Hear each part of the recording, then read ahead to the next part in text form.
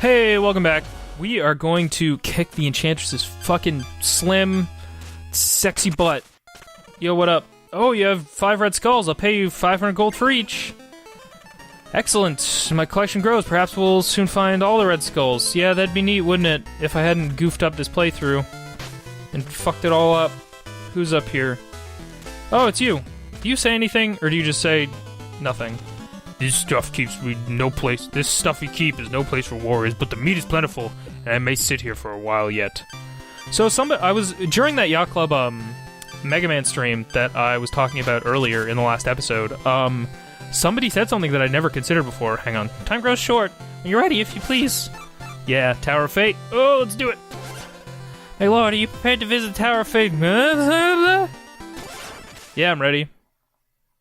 All right.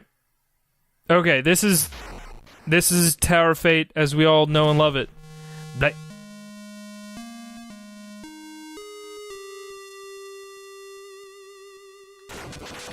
Anyway, somebody pointed out something that I thought was very interesting because I've always wondered about the relationship between Shovel Knight, Shield Knight, Black Knight, and Polar Knight, and my headcanon has always been that Black Knight is Shield Knight's sibling. In one way or another. Oh my god, I'm fucking this up super hard. Stop this. Oh god.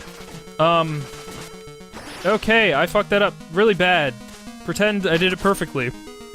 And I always really liked that headcanon for a lot of reasons, because, like, it gives him justification for having affection for Shield Knight without it being romantic affection, and it also gives him a reason for having Oh my god!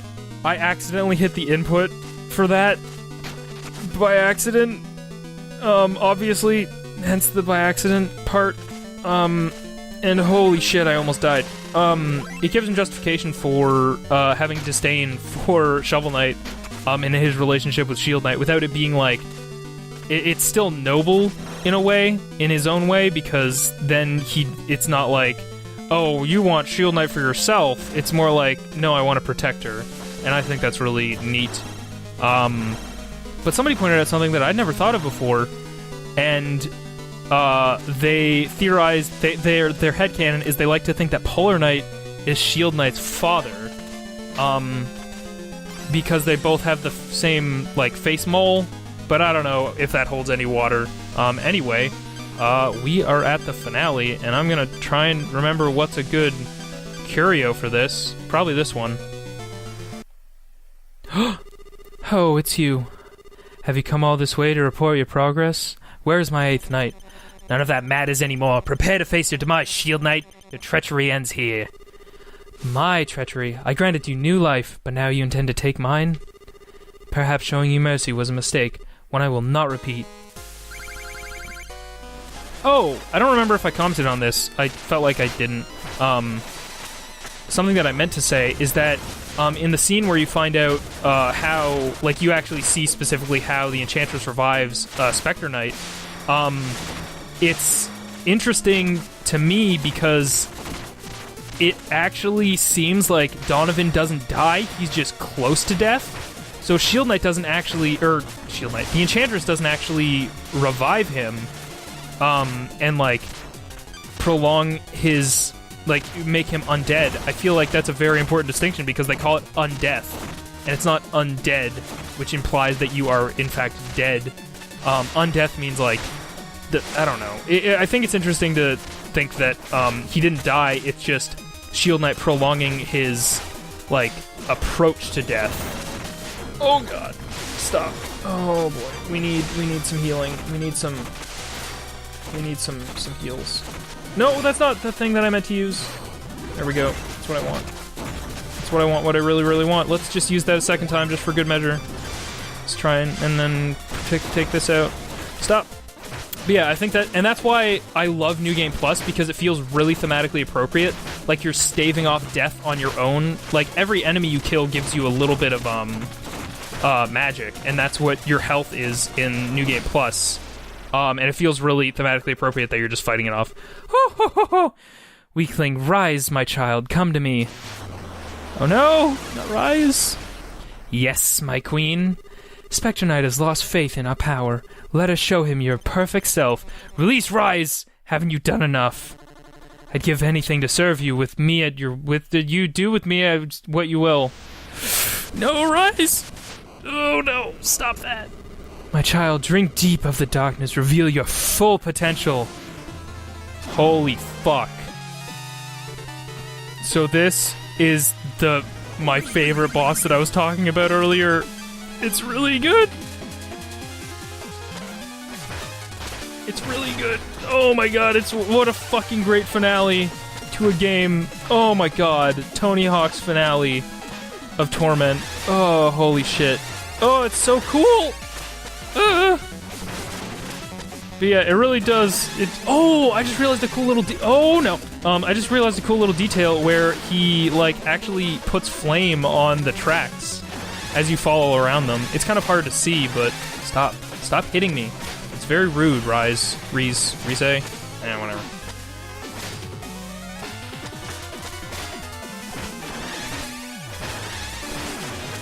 Yeah, get the fuck out of here.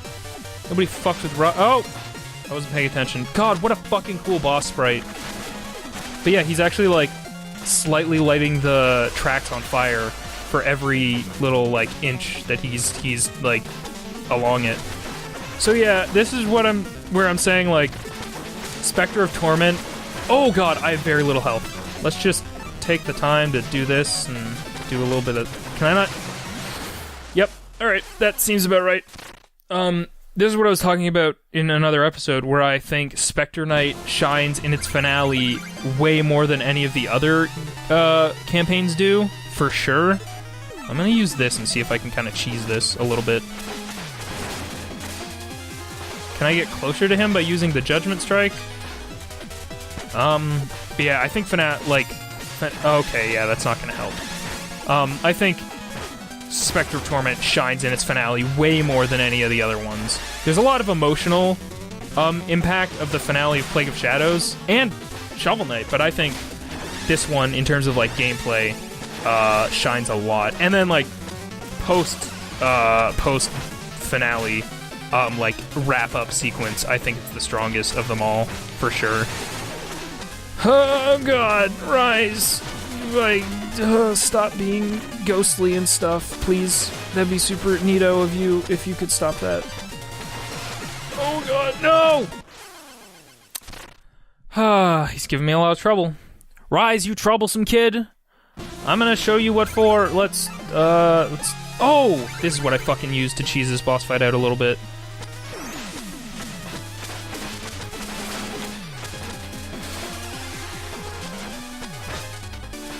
Oh boy. Oh boy! Alright, and we're done with that. We cheesed it as much as we could. We cheesed the cheesiest cheese. Ah, stop.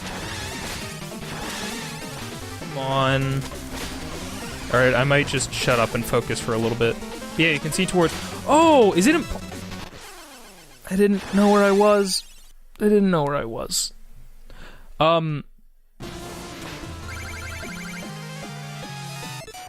Whew. Alright, I'm back. Sorry if there's a weird cut there, guys. I had to let somebody know, or ask somebody politely if they could stop vacuuming for, like, a little while, because that's not something that you want when you're recording, and it went better than I thought it would. Anyway, I should probably shut up and try and fucking beat this boss who's kicking my ass. Oh, the thing that I wanted to say before the break is that the flame, I don't think it's Rise, causing it. I think it's the implication that the rails are appearing as you're grinding on them. Okay, come on, Rise. You're a cool guy and all, but I need to destroy you. Rise is actually my favorite. Like, it's this weird thing, because I wasn't keen on the character choice at first for Specter of Torment. Like, for Rise being, like, kind of, like a main player in the plot. Oh god, stop. I was like, I don't really... I was like, Rise, oh my...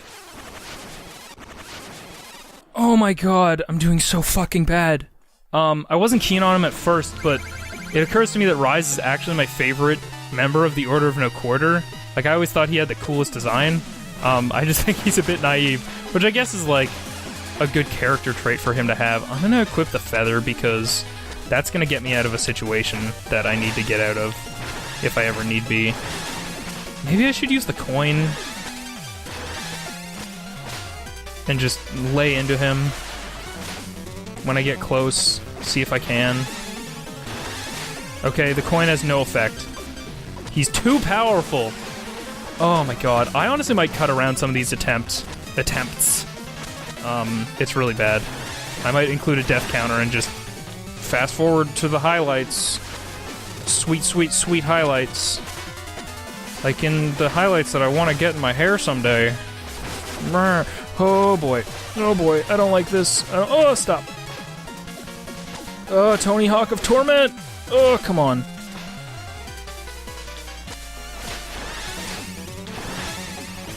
Okay. Yes! Alright, we did it! Oh, God. Oh, no, Rise! Look at his face! Oh, God.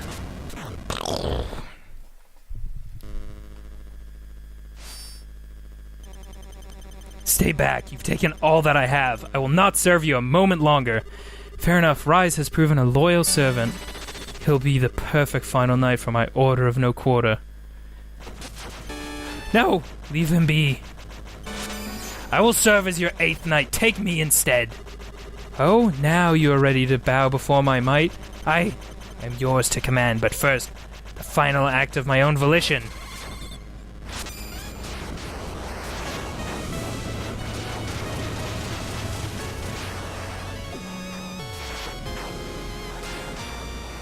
Oh, God.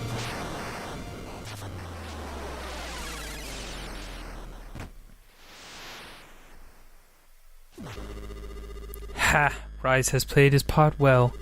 With the power of the locket squandered on this whelp, your life is forfeit. Now you belong to me. Donovan? Henceforth and forever you will serve me in the Lich Yard. A fitting post, don't you think? Ha ha ha ha.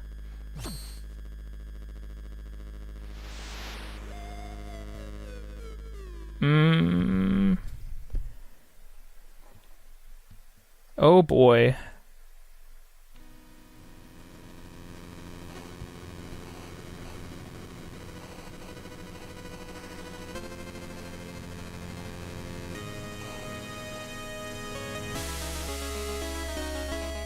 Oh, God.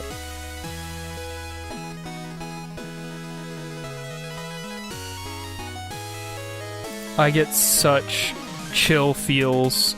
Alright guys, that's the finale of Specter of Torment. God, what did I have to say? Oh yeah, and you get to see the little Wizrobes doing the thing. So I think, of all of the campaigns, Specter of Torment shines in its finale a lot for a lot of reasons, and you'll see, like, as it progresses. Look, the Acolyte gets to become the Troupple Acolyte! Fruit of Redemption. And you get to see the Lich Yard getting completely fucking sacked by all the undead, and everyone getting forced out of their homes. Overrun with the undead. But the Lightning guy is fighting them off. But yeah, God, the end of that finale is just really, really well done. Like, I gave this game a lot of poop. I love the image of fucking Treasure Knight just being a taxman with the fucking visor over his head. What a great thing. Flying Machine Propeller Knight. Oh, God. I just think this finale wraps up really cool, and it's interesting that you get to see exactly how each of the Order of No Quarter do their thing. Oh, man, the Edge Farmer, the Edge Knight, is, gets his own thing. The Explodatorium Plague Knight.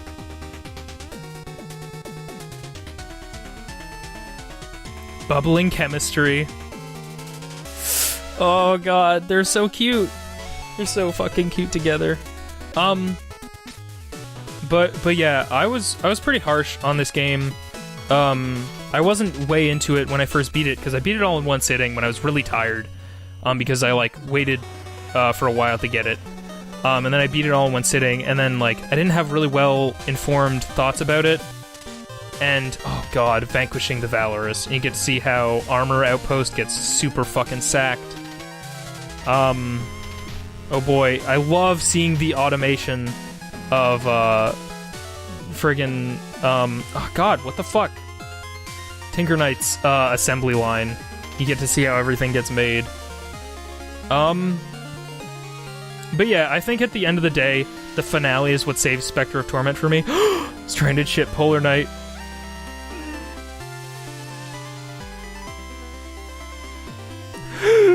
Tending to the wounded. Aw, Terror Pin. Polar Knight, you're a good egg. You're a very good egg. Village.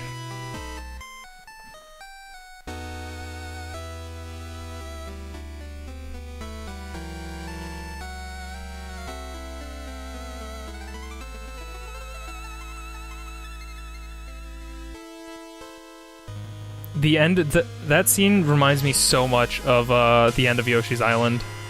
Tower of Fate. Oh god, this scene too.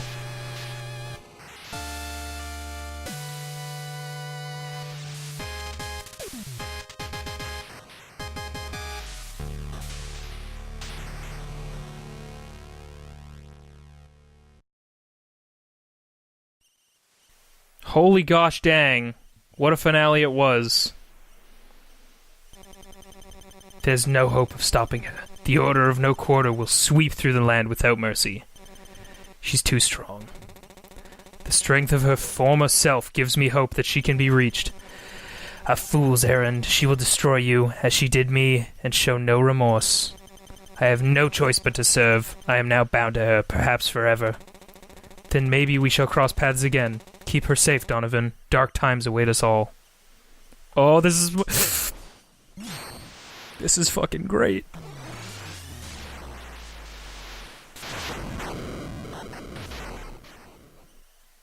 Oh god, that's so fucking cool. Oh, feat accomplished. Specter of Torment. Oh god, I love that that last scene in the Lich Yard where he is super complacent, or not complacent. He's resigned to his fate. And goddamn. What a tormented soul he is. God, you really... I take back what I was saying in earlier parts, where I was like, it's hard to empathize with Specter Knight, but towards the end, and seeing the finale and what hardships he goes through, and the type of... like, he cuts down Luan. Like, there's no question. He cuts down Luan, in, like, a moment of... I don't know, greed. And that's really hard to come back from for me. But I think the final moments of the campaign where he sacrifices himself and his entire, potentially eternity, he pledges himself to eternity to serve the Enchantress because, I don't know, the other knights are going to die one day, but he's undead and constantly being prolonged by the Enchantress. And that has to be a torturous existence, but he does it to save Rise. And I think that's, like, super noble, and probably the most redeeming part of Donovan and Specter Knight as a character, whereas earlier in the campaign, you get the impression that he's, like, a thief, and they're, like, very thiefy people like Luan, and, Luan wants it for his kid. And Specter Knight, or Donovan, wants... he proves to be greedy and wants it for himself, and cuts down Luan as a result. And he's kind of like the typical thief character who's, like, in it for himself, and he's gonna do whatever he wants. But then as he goes through this tormented, existence and campaign of recruiting all of the Order of No Quarter to this cause that he doesn't necessarily believe in, he's just doing it to get away from what he's trying to do it. Like, the whole time, his motivation is purely selfish, and he's trying to do all these things so that he can get his life back. And it's interesting in that the very last act of the campaign is an act of selflessness. Holy shit, I died a lot on the Lost City. And I think the finale of this game is the strongest part by far. The payoff of this whole game is the setup, the very beginning cutscene where it's like this interesting thing where you're like, oh shit, it's setting up the Shovel Knight lore that we get to see. And that's really cool, and you get to see how the Order of No Quarter comes together. Even if there's a bit of vagueness around why they join, it's interesting to see that they all join, and probably for their own greedy reasons. Like, they all get things that they want, and of course, everybody wants that. But Specter Knight does it to get his own life back. And I think in the very end of the game, the finale, the boss fight, the final boss fight with that Rise is fucking great. And I think that really helps pay it off. The final act being like that of selflessness. So you can see the area we found earlier in the game is super fucked up. Your boy is a handful, Luon, but he will be safe. That's a promise I can now keep. Well, one last reverie.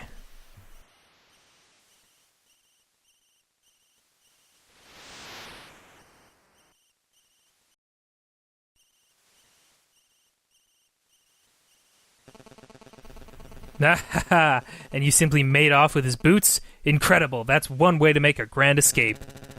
I was reckless in my youth, much like my son. Brash, naive, it's a wonder I've lived to tell such tales.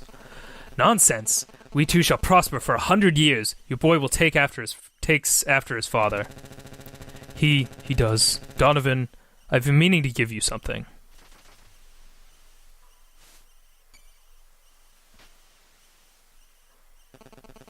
Is this a locket?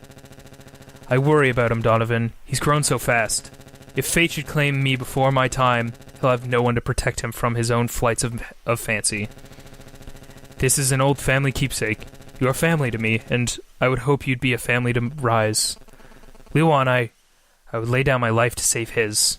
I promise.